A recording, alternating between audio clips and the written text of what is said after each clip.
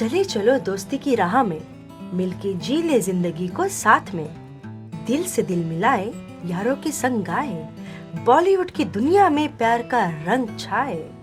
नमस्कार दोस्तों, आज फिर से एक बार आप सबका स्वागत करती हूँ आपके अपने शो में, जिसका नाम है गीतों की कहानी करिश्मा की जुबानी, जहाँ हर एक गीत एक नया किस्सा बयां करता है और सुनने वाले को ले जाता है संगीत की अद्भुत दुनिया में, जहाँ मैं करिश्मा वाबले हर गीत के एक किस्से को एक नए दृष्टिकोण से आपको समझाने का प्रयास करूंगी, ताकि इसे सुनने वाले इसके साथ जुड़ सके और संगीत की दुनिया को और भी गहराई से महसूस कर सके। तो चलिए दोस्तों, साथ मिलकर संगीत की इस अद्वितीय दुनिया में सफर करें और हर गीत के साथ नए राज और नए रंगों को खोजने का प्रयास करें। तो आज का किस्सा जो है वो है दो दोस्तों की कहानी। आज का किस्सा गाना नहीं, तो बल्कि आज का किस्सा है अपने आप को साबित करने का। कई बार गायक गायिका ऐसे गीत गाते हैं जो महान बन जाते हैं, अल्टीमेट बन जाते हैं, और तो और कई बार करिश्माएं कर जाते हैं। तो दोस्तों, आज का किस्सा एक ऐसा ही एक किस्सा है। ये किस्सा है सन 1984 के आसपास का। एक्चुअली हुआ यूं कि हसरत जयपुरी जी ने ऑलमोस्ट फिल्मों से संन्यास ले लिया था और 3-4 सालों से गाने लिखना बंद कर दिए थे और वो आराम की जिंदगी जी रहे थे। बम्बई में उनका बंगला था, बेटियां, दामाद और अच्छा खासा पारिवारिक जीवन चल रहा था। एक दिन सवेरे हसरत जी चाय पी रहे थे। उनकी बेटी आकर बोली, पापा पापा देखिए अखबार में क्या लिखा है। तो हसरत जी ने अखबार देखा।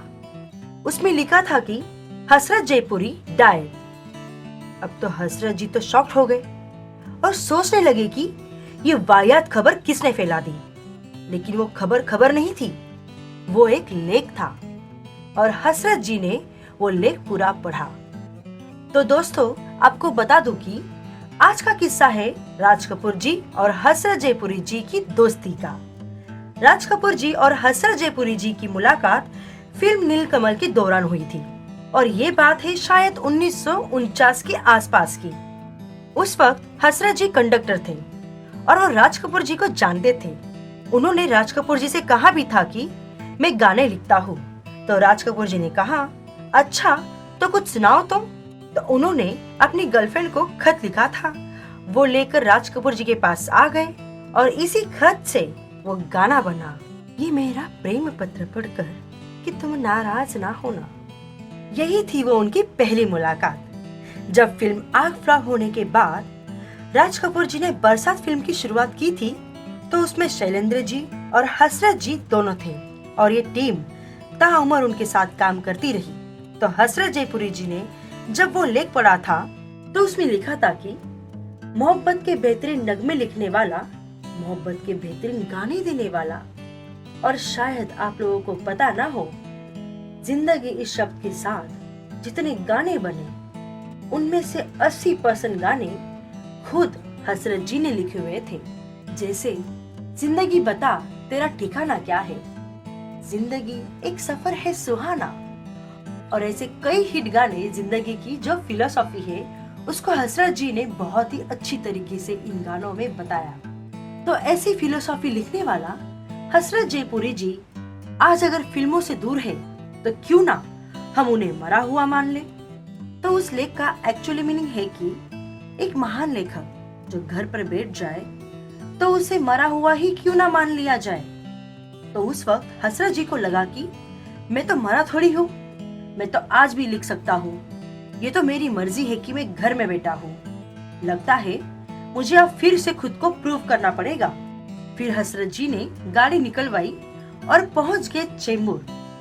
यहाँ आरके स्टूडियो में राज कपूर साहब अपनी फिल्मों में पहली की तरह व्यस्त थे।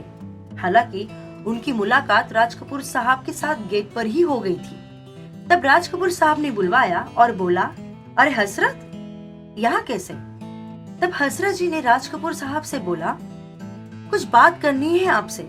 तब राज कपूर साहब ने बोला कि मेरा तंदूरी चिकन वाला नहीं आया अब तक। फिर राज कपूर साहब चिकन लेने गए। दोस्तों, आपको बता दूं कि राज कपूर साहब खाने के बहुत ही शौकीन थे और अब राज कपूर साहब चिकन लेके आ गए और अब दो दोस्त बातें करने लगे। राज कपूर साहब ने कहा कि बोलो हसरत, क्या बात करना है? तो हसरत जी ने कहा कि मुझे आपकी फिल्म के लिए गाने लिखने हैं। तब राज कपूर साहब ने कहा कि मेरी फिल्म का म्यूजिक तो डन हो चुका है। एक्चुअली मैं एक फिल्म बना रहा हूँ, राम तेरी गंगा मैली, और उस फिल्म में 7 गाने हैं और 7 के 7 गाने लिख लिए गए हैं और उसका म्यूजिक भी तैयार है। तो हसरत जी ने कहा कि मैं कुछ नहीं जानता, मुझे तो गाना चाहिए। और राज कपूर साहब तो उनके दोस्त थे। तो राज कपूर साहब ने कहा कि एक काम करते हैं, तुम 7 के 7 गाने सुन लो और तुम्हें जो गाना लगे वो बदल लो। फिर हसरत जी ने गाना सुनना शुरू किया। तो पहला ही एक गाना था, एक राधा एक मीरा, दोनों ने शाम को चाहा। और फिर हसरत जी ने ऐसे एक के बाद एक गाना सुनना चालू किया और हसरत जी बोले कि कोई भी गाना बदल नहीं सकता, क्योंकि गाने तो राज कपूर साहब ने बनवाए थे और राज कपूर साहब सिर्फ नगी नहीं बनाते हैं। तो उन्होंने राज कपूर साहब से कहा कि आप मेरे लिए फिल्म में 8वां गाना रखना, क्योंकि मुझे प्रूफ करना है कि हसरत जयपुरी अभी मरा नहीं। राज कपूर साहब ने कहा कि कोई बात नहीं, तुम्हारे लिए एक गाना रख ही लेते हैं। तो हसरत जी ने राज कपूर साहब से पूछा कि सिचुएशन क्या है? तो राज कपूर साहब ने कहा कि सिचुएशन ये है कि हीरोइन हीरो से शादी करना चाहती है और वो हीरो को अपने दिल का हाल बता रही है, और इसके बाद फिल्म में दोनों का एक बेड सीन भी है। तो गाने के बोल कुछ ऐसे हो कि लड़की के दिल की भावनाएं उसमें आनी चाहिए। तो हसरत जी ने पूछा कि मैं अपनी मर्जी से लिखूं या धुन पर लिखूं? तब राज कपूर साहब ने उनसे पूछा कि क्या तुम्हें याद है मैंने एक फिल्म बनाई थी अराउंड द वर्ल्ड इन $8? तो हसरत जी ने कहा कि हाँ याद है, मैंने ही तो उसके गाने लिखे थे। फिर राज कपूर साहब ने फिर से पूछा कि क्या तुम्हें याद है उसमें एक फ्रेंच गाना था जो बैकग्राउंड में चलता है? तो हसरत जी ने कहा हाँ, मुझे तो वो धुन याद है।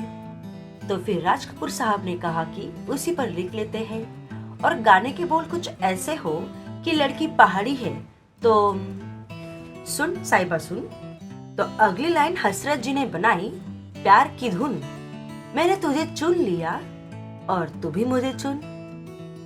फिल्म के 7 गाने एक तरफ और ये गाना एक तरफ। सन 1985 में रिलीज हुई फिल्म राम तेरी गंगा मैली का ये गाना इतना मकबूल हुआ कि उसकी मकबूलियत की ऊंचाई आज भी कम नहीं हुई और हसरत जी ने उस अखबार वाले लेख को झूठा साबित किया। हसरत जी कभी मर नहीं सकते, क्योंकि हसरतें कभी मरती नहीं। और इस गाने में एक अंतरा आता है जहां हसरत जी ने एक लड़के के दिल को क्या खूबसूरती से बयां किया है कि कोई हसीना पहला कदम बढ़ाती नहीं, मजबूरी दिल से ना हो तो पास आती नहीं। इस महान शायरी के साथ उन्होंने जितने नॉर्मल तरीके से इस गाने को लिखा था, उसने इस गाने को ब्लॉकबस्टर हिट बना दिया।